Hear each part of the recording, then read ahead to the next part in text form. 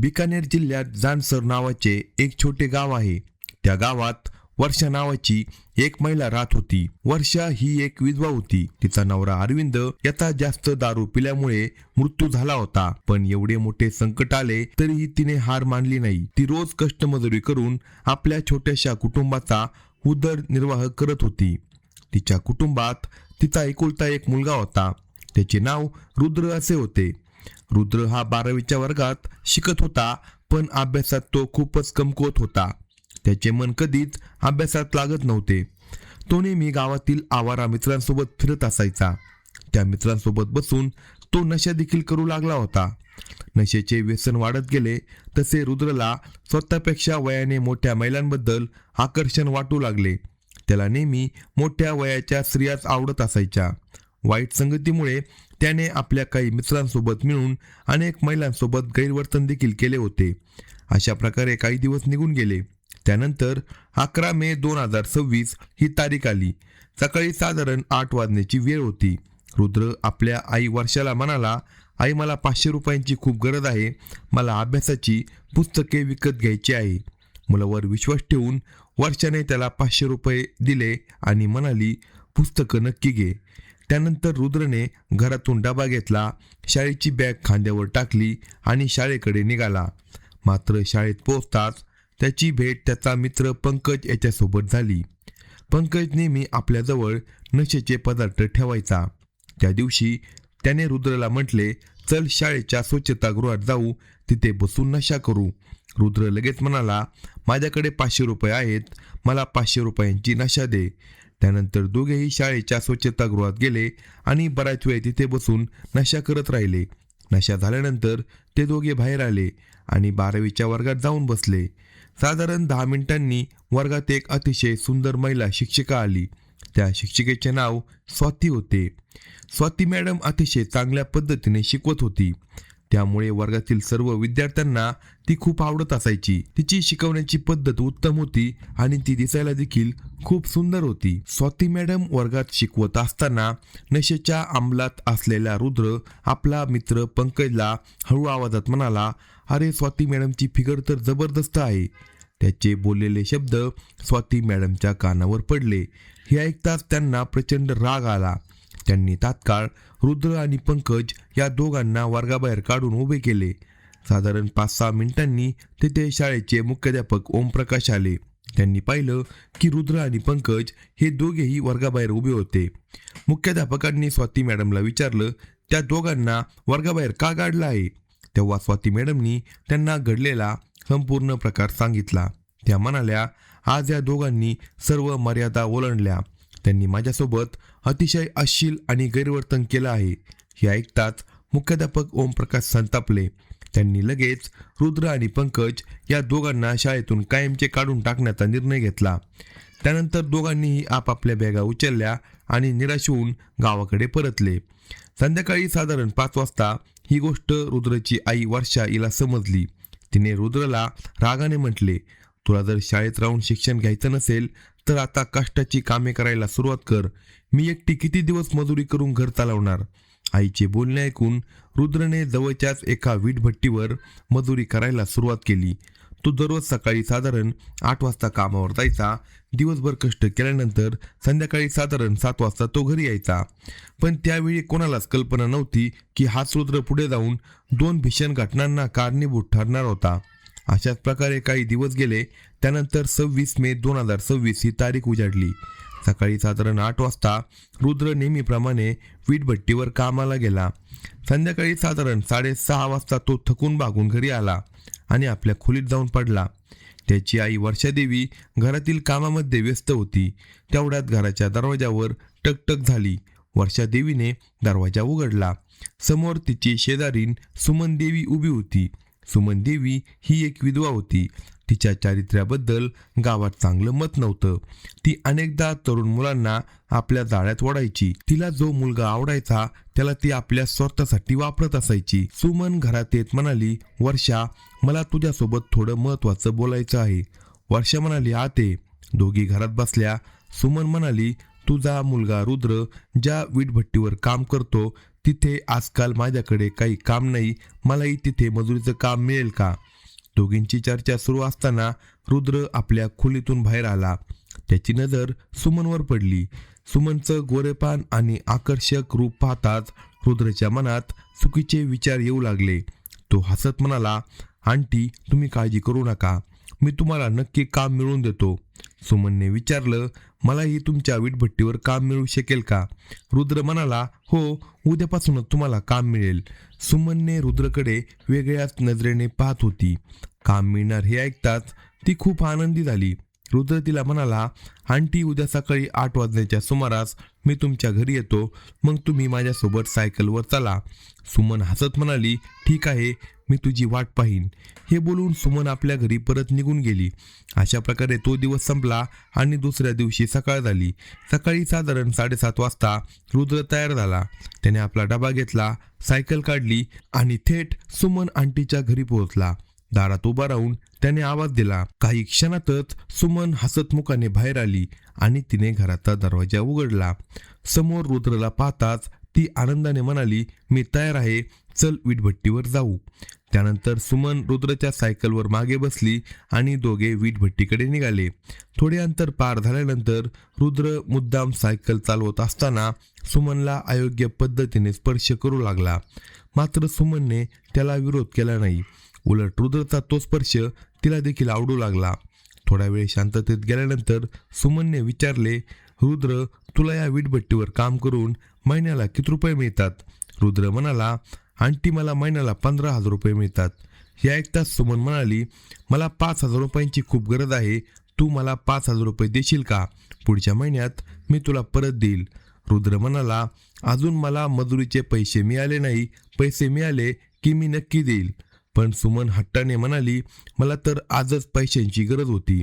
तेव्हा रुद्र म्हणाला, माझा मित्र पंकज आहे, मी त्याच्याकडून 5,000 रुपये उधार घेतो आणि आज संध्याकाळी तुम्हाला देतो. हे ऐकताच आंटी सुमनच्या चेहऱ्यावर आनंद पसरला. मात्र त्या क्षणी रुद्रने तिच्यासमोर एक अट ठेवली. तो म्हणाला, आंटी, तुम्ही घरात एकट्याच राहता, तुमचा नवरा आता या जगात नाही, तुमचं मनही एकटेपणामुळे लागत नसेल. क्षणभर राहून तो पुढे म्हणाला, जर आजची रात्र तुम्ही माझ्यासोबत घालवली तर मी तुम्हाला ते 5,000 रुपये लगेच देईल. हे ऐकताच सुमन काही क्षण विचारात पडली. ती पैशांसाठी हतबल झाली होती. शेवटी ती म्हणाली, ठीक आहे, आज रात्री साधारण 10 वाजता 5,000 रुपये घेऊन माझ्या घरी ये, मग तुझी इच्छा पूर्ण करेल. हे ऐकताच रुद्रच्या चेहऱ्यावर आनंद उमटला. तो म्हणाला, ठीक आहे आंटी, आज रात्री मी पैसे घेऊन नक्की येईल. त्यानंतर दोघे वीटभट्टीवर पोहोचले. दिवसभर त्यांनी मजुरीचं काम केलं. संध्याकाळी साधारण 6:30 वाजता रुद्र म्हणाला, आंटी, आजचं काम संपलं, चला आता गावात जाऊ. त्यानंतर त्याने पुन्हा सुमनला सायकलवर बसवलं आणि दोघेजण गावाच्या दिशेने निघाले. रात्री साधारण 8:30 वाजता रुद्र आपली आई वर्षाला म्हणाला, आई, आज मला माझा मित्र पंकजच्या घरी जायचं आहे, आज त्याचा वाढदिवस आहे, मी रात्री 12-12:30 वाजेपर्यंत परत येईल. वर्षा मुलाला म्हणाली, बाळा, तिथे गेल्यावर पुन्हा नशा करू नको. रुद्र लगेच म्हणाला, आई, मी नशा करणं सोडलं आहे, मी अजिबात नशा करणार नाही. मुलाच्या बोलण्यावर विश्वास ठेवून वर्षाने त्याला जाण्याची परवानगी दिली. रुद्र घराबाहेर पडला आणि थेट आपला मित्र पंकजकडे गेला. त्याच्याकडून त्याने 5,000 रुपये उधार घेतले. पैसे घेतल्यानंतर तो थेट सुमनच्या घरासमोर जाऊन पोहोचला. त्याने दरवाजावर टकटक केली.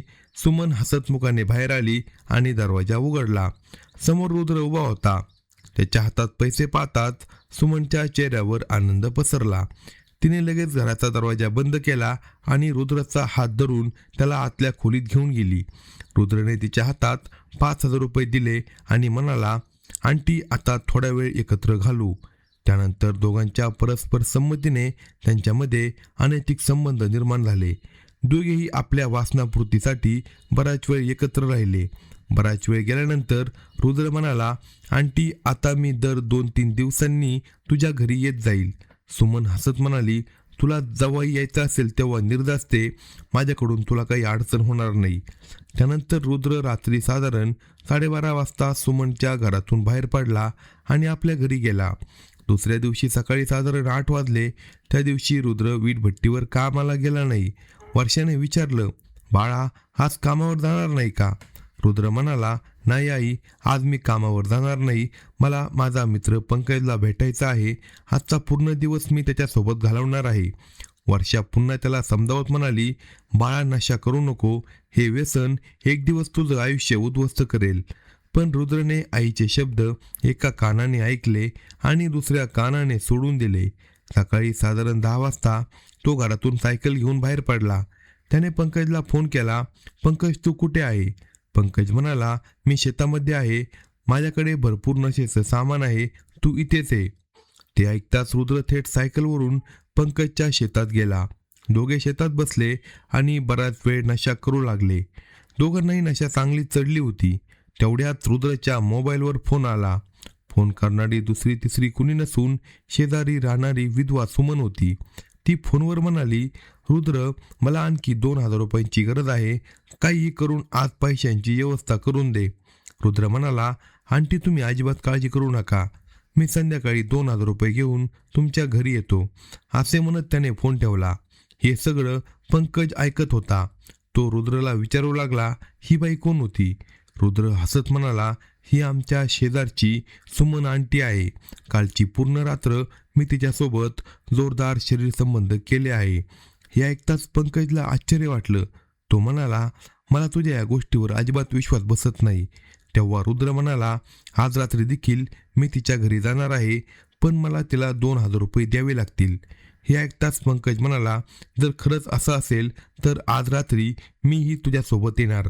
रुद्र म्हणाला, एक गोष्ट लक्षात ठेव, मी तिला पैसे देणार आहे तर तुलाही पैसे द्यावे लागतील. तेव्हाच ती आपल्या दोघांसोबत शरीर संबंध करायला तयार होईल.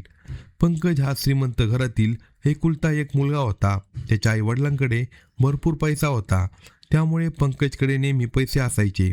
तो लगेच म्हणाला, पैशांची तू अजिबात चिंता करू नको. माझ्याकडे पैसे आहे.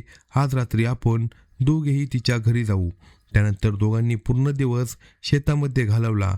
दिवसभर ते नशा करत बसले. रात्री साधारण 9 वाजता रुद्रने पुन्हा सुमन आंटीला फोन केला. तो म्हणाला, आंटी, आज रात्री मी पुन्हा तुझ्या घरी येणार आहे, पण यावेळी मी एकटा येणार नाही. माझा मित्र पंकजही माझ्यासोबत असेल. सुमन म्हणाली, जर तुझा मित्र येणार असेल तर त्याला सांग की मी पैशांच्या बदल्यातच कोणालाही भेटते. रुद्र म्हणाला, तुम्ही पैशांची काळजी करू नका. आम्ही दोघेही पैसे घेऊन येतो. हे ऐकून सुमन हसली आणि म्हणाली, ठीक आहे, रस्ता मोकळा आहे. तुम्ही दोघेही येऊ शकता. रात्री साधारण 9:30 वाजता रुद्र आणि पंकज शेतातून निघाले. पंकजच्या मोटारसायकलवर बसून दोघेही सुमन देवीच्या घराजवळ पोहोचले. त्यांनी दरवाजावर टकटक केली. सुमन आंटीने दरवाजा उघडला. तिनं पाहिलं की समोर रुद्र आणि त्याच्यासोबत पंकज उभा होता. तिने आजूबाजूला एक नजर टाकली आणि दोघांनाही घरात घेतलं. त्यानंतर तिने घराचा दरवाजा आतून बंद केला. ती म्हणाली, लवकर पैसे द्या आणि तुमचं काम झाल्यावर इथून निघून जा, नाहीतर कुणीही इथे येऊ शकतं. रुद्र आणि पंकज यांनी तिला काही पैसे दिले. त्यानंतर तिच्या संमतीने दोघांनी तिच्यासोबत जोरदार घपाघप शरीर संबंध केले. काही वेळात रुद्र आणि पंकज म्हणाले, आता आम्ही निघतो, पण जेव्हा आमची इच्छा होईल तेव्हा आम्ही पुन्हा येऊ. सुमन म्हणाली, पैसे घेऊन तुम्ही दोघे कधीही किती वेळ करू शकता. त्यानंतर रात्री साधारण 12:30 वाजता रुद्र आणि पंकज सुमनच्या घरातून बाहेर पडले आणि आपापल्या घरी निघून गेले. त्यानंतर जेव्हा रुद्र आणि पंकजचं मन व्हायचं तेव्हा ते काही पैसे घेऊन सुमन आंटीच्या घरी जायचे. सुमन आंटीसोबत वेळ घालून ते परत आपल्या घरी यायचे. अशा प्रकारे काही दिवस निघून गेले. त्यानंतर 10 जून 2026 ही तारीख आली. सकाळी साधारण 8 वाजण्याची वेळ होती. रुद्र नेहमीप्रमाणे वीटभट्टीवर मजुरी करण्यासाठी गेला, तर दुसरीकडे वर्षादेवी काही शेजारच्या बैलांच्या घरी गेली होती. तिथे सर्व महिला तिला एकच गोष्ट सांगू लागल्या. त्या म्हणाल्या, वर्षा, तुझा मुलगा रुद्र आता तुझ्या हाताबाहेर गेला आहे. रुद्र आणि त्याचा मित्र पंकज हे दोघे रात्री सुमनच्या घरी जातात आणि तिच्यासोबत पैसे देऊन शरीर संबंध करतात. हे ऐकताच वर्षा देवीला मोठा धक्का बसला. स्वतःच्या मुलाच्या अशा वागण्याची तिने स्वप्नात देखील कल्पना केली नव्हती. तिला प्रचंड राग आला. ती लगेच सुमनच्या घरी गेली. तिने सुमनला कठोर शब्दात सुनावलं, आजपासून माझ्या मुलाला तुझ्या घरी बोलावू नको. पुन्हा असं झालं तर मी थेट पोलीस ठाण्यात जाऊन तुझ्याविरुद्ध तक्रार करील. हे ऐकताच सुमनने हात जोडले. ती म्हणाली, आजपासून मी तुझ्या मुलाला माझ्या घरी बोलावणार नाही. त्यानंतर वर्षा आपल्या घरी आली. संध्याकाळी साधारण 5 वाजता रुद्र कामावरून घरी आला. घरी येताच आई वर्षा त्याला म्हणाली, तू चुकीच्या मार्गावर चालला आहे. आजपासून तू सुमन आंटीच्या घरी जाणार नाही. रुद्र म्हणाला, आई मी आता तिच्या घरी जाणार नाही. पण रुद्रच्या मनात काहीतरी वेगळं सुरू होतं. तो आपला हट्टी स्वभावासाठी ओळखला जात होता. जे ठरवायचा ते पूर्ण केल्याशिवाय तो कधी शांत बसत नव्हता. आईने मनाई करून देखील तो अनेक वेळा सुमनच्या घरी गेला. दार थोठावले, तिला हाका मारल्या, पण सुमन आंटीने दरवाजा उघडला नाही. ती फक्त एवढं म्हणायची, रुद्र आजपासून माझ्या घरी येऊ नको. हे ऐकून रुद्र दिवसेंदिवस अस्वस्थ आणि चिडचिडा होऊ लागला. त्याच्या मनात सतत एकच विचार फिरत होता, आईनं माझं आयुष्य बिघडवलं. तिच्यामुळे सुमन आंटी माझ्यापासून दूर झाली. अशा प्रकारे काही दिवस निघून गेले. त्यानंतर 20 जून 2026 ही तारीख आली. संध्याकाळी साधारण 4:30 वाजण्याची वेळ होती. वर्षा आपल्या घरात काम करत होती, तर तिचा मुलगा रुद्र नेहमीप्रमाणे वीटभट्टीवर मजुरीसाठी गेला होता. तेवढ्यात घराच्या दरवाजावर टकटक झाली. वर्षादेवीने दरवाजा उघडला. समोर तिच्या मोठ्या बहिणीची मुलगी रजनी उभी होती. रजनी ही 11वीमध्ये शिकत होती. शाळेला सुट्टी लागल्यामुळे ती 10 दिवस आपल्या मावशीकडे राहण्यासाठी आली होती. रजनीला पाहून वर्षाला खूप आनंद झाला. ती हसत म्हणाली, रजनी तू सुट्टी घालवायला आली हे खूप छान झालं. रजनी हसत म्हणाली, मावशी आता मी 10 दिवस तुमच्याकडेच राहणार आहे. वर्षा म्हणाली, काही हरकत नाही, तुला जितके दिवस राहायचे असेल तितके दिवस इथे राहा. दोघींच्या गप्पा सुरू असताना रुद्र कामावरून घरी आला. घरात रजनीला पाहता तो देखील आनंदी झाला. तो म्हणाला, रजनी तू आली हे खूप छान झालं. आता माझाही वेळ छान जाईल. रजनी हसत म्हणाली, दादा मी इथे 10 दिवस राहणार आहे. माझाही वेळ मजेत जाईल. त्यानंतर रुद्र आणि रजनी बराच वेळ एकमेकांसोबत गप्पा मारत बसले. परंतु रुद्रच्या हातून एक अशी गंभीर घटना घडणार होती ज्यामुळे संपूर्ण जिल्ह्यामध्ये खळबळ उडणार होती. अशा प्रकारे काही दिवस निघून गेले. त्यानंतर 19 जून 2026 ही तारीख आली. सकाळी साधारण 9:30 वाजले होते. त्या दिवशी रुद्र वीटभट्टीवर कामाला गेला नव्हता. हे पाहून वर्षाने विचारले, रुद्र आज 9:30 वाजले तरी तू कामावर का नाही गेला? रुद्र म्हणाला, आई आज मी घरी राहणार आहे. मला माझा मित्र पंकजला देखील भेटायचं आहे. त्याच्यासोबत काहीतरी महत्त्वाचं बोलायचं आहे. तेव्हा रजनी म्हणाली, दादा आज तू घरी आहे हे बरं झालं. मी सुद्धा 1-2 दिवसांनी माझ्या घरी परत जाणार आहे. रुद्र म्हणाला, मी पंकजला भेटून 1 तासात परत येतो, मग आपण निवांत गप्पा मारू. रजनी हसत म्हणाली, ठीक आहे, पण लवकर परत ये. त्यानंतर रुद्र घरातून बाहेर पडला आणि थेट पंकजच्या शेतामध्ये गेला. दोघे भेटले आणि नेहमीप्रमाणे बऱ्याच वेळ तिथे बसून नशा करू लागले. साधारण तासभरानंतर रुद्रवर नशेचा परिणाम चढला.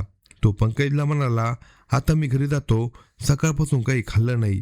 पंकज म्हणाला, चल मी तुला घरी सोडतो. त्यानंतर पंकज त्याला मोटारसायकलवरून घरी सोडून पुन्हा आपल्या शेतात परत गेला. रुद्र घरात शिरला. त्यानं पाहिलं की रजनी घरामध्ये एकटीच होती. तो तिला विचारू लागला, रजनी आई कुठे गेली आहे? रजनी म्हणाली, मावशी शेजारी गेली आहे.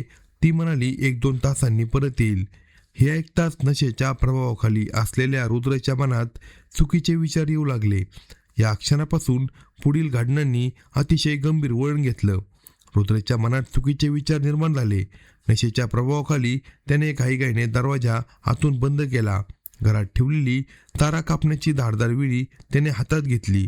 त्यानंतर तो रजनीजवळ गेला आणि तिच्या गळ्याजवळ ती विळी धरली. तो तिला धमकावत म्हणाला, तर तू आरडाओरड केलास किंवा कोणाला बोलवायचा प्रयत्न केलास तर मी तुला इथेच ठार मारेल. हे ऐकून रजनी प्रचंड घाबरली. भीतीमुळे तिच्या तोंडातून शब्द देखील फुटत नव्हता. तिला ना ओरडता येत होतं ना मदतीसाठी हाक मारता येत होती. रुद्र तिला जबरदस्तीने घरातील एका खोलीत घेऊन गेला. त्या क्षणी त्याने नातेसंबंध योग्य अयोग्य यांचा पूर्णपणे विसर त्याला पडला होता. नशेच्या प्रभावाखाली त्याने रजनीवर जबरदस्ती केली. रजनी वारंवार त्याला थांबवण्याचा प्रयत्न करत होती. ती त्याला रडत म्हणत होती, दादा हे चुकीचं आहे, असं करू नको. पण रुद्रने तिचं एकही शब्द ऐकला नाही. काही वेळानंतर त्याने तिला धमकी दिली. तो म्हणाला, आज जे घडलं, जे जर तू कोणाला सांगितलं तर मी तुला जिवंत सोडणार नाही. नशेचा अंमल वाढल्यामुळे रुद्र दुसऱ्या खोलीत जाऊन झोपला. थोड्याच वेळात त्याला गाढ झोप लागली. साधारण 2 तासांनी वर्षा परत घरी आली. तिनं पाहिलं की रजनी एका खोलीत शांत बसली होती आणि तिच्या डोळ्यातून सतत अश्रू वाहत होते. वर्षाने तिला काळजीने विचारलं, रजनी काय झालं? तू एवढी का रडत आहे? हे ऐकताच रजनीचा बांध फुटला. रडत रडत तिने मावशीला संपूर्ण घडलेला प्रकार सांगितला. रुद्रने तिच्यावर जबरदस्ती केल्याचे ऐकताच वर्षाला प्रचंड धक्का बसला. तिचा संताप अनावर झाला. तिनं पाहिलं की रुद्र दुसऱ्या खोलीमध्ये गाढ झोपला होता. रागाच्या भरात तिने घरात ठेवलेली कुऱ्हाड उचलली आणि रुद्र जिथे झोपला होता त्या खोलीमध्ये गेली. रागाच्या भरात तिने त्याच्यावर प्राणघातक वार केले. ते दृश्य पाहून रजनी मोठ्याने घाबरून ओरडू लागली. तिचा आवाज ऐकून आजूबाजूचे शेजारी तात्काळ घराकडे धावले. शेजाऱ्यांपैकी विशाल कुमार नावाच्या एका व्यक्तीने तातडीने जवळच्या पोलीस ठाण्यात फोन करून घटनेची माहिती दिली. सुमारे 1 तासानंतर पोलीस घटनास्थळी पोहोचले. पोलिसांनी घराची पाहणी केली आणि रुद्रचा मृतदेह ताब्यात घेऊन पुढील तपासासाठी पाठवला. घटनास्थळावरून त्यांनी वर्षा देवीला ताब्यात घेतलं. पोलीस ठाण्यात गेल्यानंतर वर्षा देवीची सविस्तर चौकशी करण्यात आली. चौकशी दरम्यान वर्षा म्हणाली, माझ्या मुलाने स्वतःच्याच मावस बहिणी रजनीवर जबरदस्ती केली होती. तिच्यावर त्याने बलात्कार केला होता. त्या संतापातून मी त्याच्यावर हल्ला केला. वर्षा देवीचा जबाब नोंदवल्यानंतर पोलिसांनी त्यांच्या विरुद्ध संबंधित कायदेशीर कलमानुसार गुन्हा दाखल केला आणि पुढील तपास सुरू केला. हा संपूर्ण प्रकरणातील पुरावे, साक्षीदारांचे जबाब आणि न्यायालयीन प्रक्रिया पूर्ण झाल्यानंतर न्यायालय अंतिम निर्णय देणार होते. वर्षा देवीने केलेली कृती कायद्याच्या दृष्टीने गुन्हा असली तरी त्या क्षणी त्यांची आई म्हणून घेतलेला निर्णय योग्य होता की अयोग्य याचा निर्णय न्यायालयात आणि कायद्याच्या चौकटीत होणार आहे. अशाच नवनवीन स्टोरी ऐकण्यासाठी कलम 302 या मराठी चॅनलला लगेच सबस्क्राईब करा आणि आपल्या प्रतिक्रिया कमेंट बॉक्समध्ये कळवा.